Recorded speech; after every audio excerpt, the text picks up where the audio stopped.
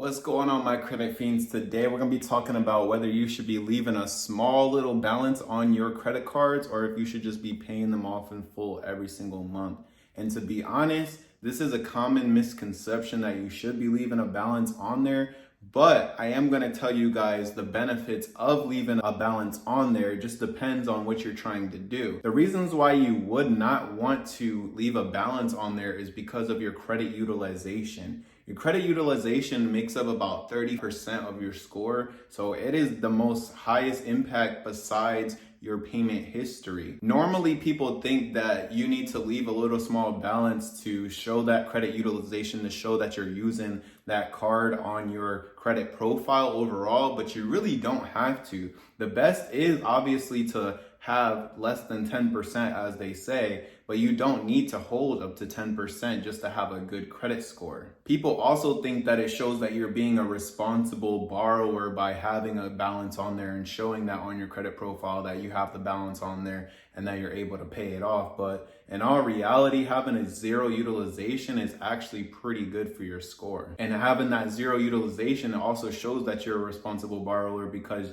you're able to pay them back their money on time. Having that small balance on your credit card is going to have you building up interest. And yes, I have a lot of videos on talking about 0% interest cards. Therefore, that's what I was going and referring to, where depending on what you're trying to do, it can be good to hold a balance because you're having that 0% interest. So if you're leveraging your credit and you're using the bank's money, you're not using your own money, it would make more sense to use their money to go ahead and leverage their money versus using your money. Your money could be safe in the bank, and then you could be using their money to make more money off of that if you're being charged 0% interest. The best thing to do is to go ahead and pay that off before your statement date. There's a payment date and then your statement date comes after. Whatever you pay on that statement date is what's going to reflect on your credit profile. If you just happen to pay your minimum on your payment due date, you can also have a little couple days before your statement date to make the rest of your payments in order to show that zero balance on your credit profile. People also think that leaving a small balance will create some type of credit history with them, but in all reality, your credit history, if you go look at your credit profile, it just shows how long you've had that account open for. Another way people are getting this misconception of using the card and leaving a small balance is because creditors will actually close your credit accounts if you're not using them. If you're showing that there's no usage, no activity on that card, they will think that you don't need that credit and they will lovely extend that credit to somebody else because they can only extend so much credit out. Also, they'll close that to help you with fraud protection, because if you haven't used a card in 3 years, but it's out there on the dark web, then that gives the potential for someone else to go ahead and use that because you're thinking it has a zero balance and you're not checking that often because it has no activity and you're not using it. They're going to go ahead and close that to protect you against fraud. Therefore, you avoid paying interest if you go ahead and pay that card off in full if it's not a 0% interest card. But the benefit of having a balance on there, like I said, is to leverage the credit, or if you're trying to use that card for its full potential and you're trying to get that automatic credit line increase.